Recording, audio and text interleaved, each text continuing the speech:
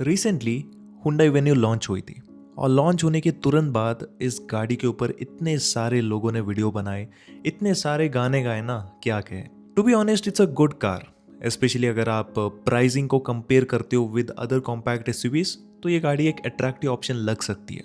Even features भी बहुत सारे मिलेंगे एंड हुंडई ने इस गाड़ी के अंदर बहुत ज़्यादा अपग्रेड भी किया है। बट फिर भी एक दो ऐसी चीज़ें हैं जो कि मुझे थोड़े से प्रॉब्लमेटिक लगी इस गाड़ी के साथ, जो कि मैं आपके साथ शेयर करूंगा अभी। एंड या आगे बढ़ते बढ़ते हम इसको ब्रेजा के साथ भी थोड़ा बहुत कंपेयर करेंगे, क्योंकि मारुति ब्रेजा सेगमेंट में one of the highest selling car है, तो कंपेयर तो करना ही पड़ेगा। So anyways with this let's get started. लेकिन उससे पहले आप इस वेन्यू के बारे में क्या ओपिनियन रखते हो, इसके बारे में मुझे बताना कमेंट सेक्शन के अंदर ज़रूर से लिखना। तो सबसे पहले कमी वेन्यू के अंदर मुझे इंजन में लगती है। इसमें आपको 1.2 लीटर वाला नेचुरली एस्पिरेटेड इंजन मिलेगा, जो कि केवल लोअर वेरिएंट्स के अंदर अवेलेबल है। And this engine is not good. मैं इसलिए नहीं बता रहा कि मुझे पर्सनली पसंद नहीं है, क्योंकि मैं इसको चला चुका हूँ and I really felt this is not good enough. ये कितने भी सस्ते प्राइस में मिल जाए, लेकिन नेचुरली एस्पिरेटेड इंजन के हिसाब से it feels under powered. May be अगर आप एक न्यू बायर हो, पहले कभी भी आपने जो छोटे हैचबैक्स है लाइक दी मारुति स्विफ्ट या फिर आपकी हुंडई की खुद की नियोस कभी चलाई नहीं है, तो आपको ये चीज़ फील नहीं होगी।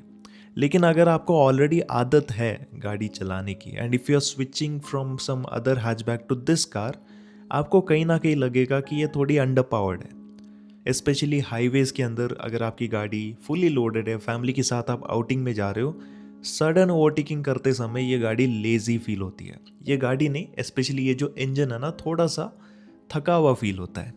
अगर आप हिल्स में चढ़ाते हो तब भी ये थोड़ा सा स्ट्रगल करेगा।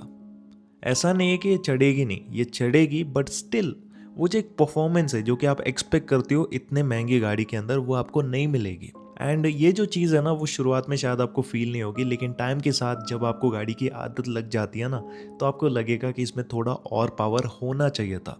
बेसिकली इतना ही है कि कम पावर की वजह से आप जल्दी बोर हो जाओगे इस गाड़ी के साथ। See when you buying a car, it's not just about mileage. Okay, mileage को छोड़कर बाकी भी चीज़ें मैटर करती है। आप गाड़ी जो है ना, कुछ लोग 1-2 साल के लिए लेते हैं, लेकिन बहुत से लोग लॉन्ग टर्म के लिए लेते हैं, 10 साल के लिए गाड़ी लेते हैं। तो 10 साल के लिए अगर आप ले रहे हो, तो आपको देखना भी पड़ेगा ना कि 1 साल के अंदर अगर मैं बोर हो गया तो क्या करूँगा, जीना पड़ेगा इसके साथ। सो उस हिसाब से आप थोड़ा सा सोच कर देखो।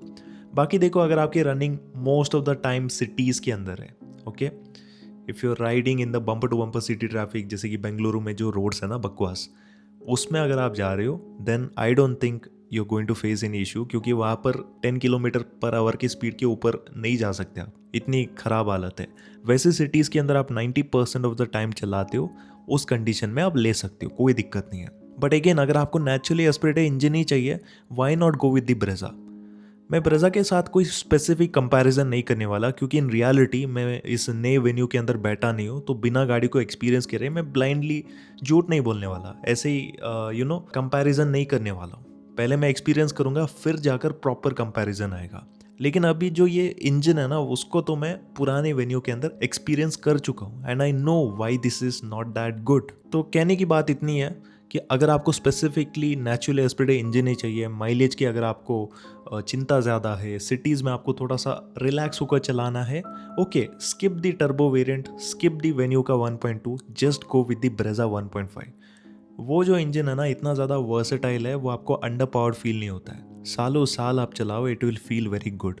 उसमें जो लो एंड टॉर्क है ना, that is absolutely good. Specially recently मैंने इसको हाईवेज के अंदर चलाया था 300 kilometres, and it felt effortless. Hills के अंदर भी ये एफर्टलेस फील होता है, इवन सिटीज़ में भी ये बिल्कुल जर्की फील नहीं होता है, unlike some other turbo cars. So उस हिसाब से वर्सेटैलिटी के हिसाब से अगर आप देख रहे हो, again even though Brezza one of the most outdated car है, जिसमें आपको इंटीरियर पुराने ज़माने का, क्वालिटी लेवल्स खराब, सब कुछ पुराना पुराना मिलता है, लेकिन engine department wise it is unbeatable. बाकी देखो, अगर आपको हुंडई वेन्यू लेनी है और अगर आप लॉन्ग टर्म के लिए ले रहे हो, और अगर आप हर टाइप वाले रोड में चलाने वाले हो, थोड़ा हाईवेज में, थोड़ा हिल्स में, थोड़ा सिटीज़ में, ऐसी अगर आपकी रनिंग है, देन मैं इंसिस्ट करूँगा कि थोड़ा बजट बढ़ाकर आप 1 लीटर वाला टर्बो इंजन है ना, उसको ले लो, वो ज़्यादा बेहतर रहेगा।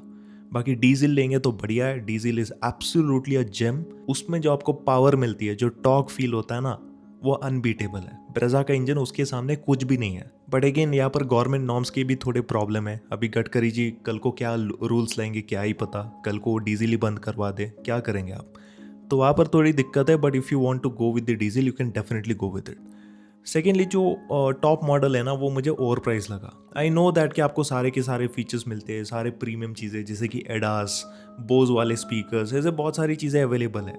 But the issue is top model है ना उसकी price on road almost 17.9 lakh rupees पहुंच जाती है इन कर्नाटका। ठीक है, 17.9 लाख यानी कि 18 लाख से आप मान लो। इतने प्राइसिंग देखकर क्या एक छोटी कॉम्पैक्ट एसयूवी आपको लेनी चाहिए? मैं तो कहूँगा कभी नहीं लेनी चाहिए। ये मैंने आपको पेट्रोल की प्राइस बताया, अगर आप डीजल ले रहे हो तो ऑलमोस्ट 19.5 लाख रुपीज़ की प्राइसिंग आपको पड़ेगी। ओके, इन कर्नाटका। अगर आप बाकी स्टेट्स में रहते हो तो वहाँ पर थोड़ी प्राइस कम हो सकती है।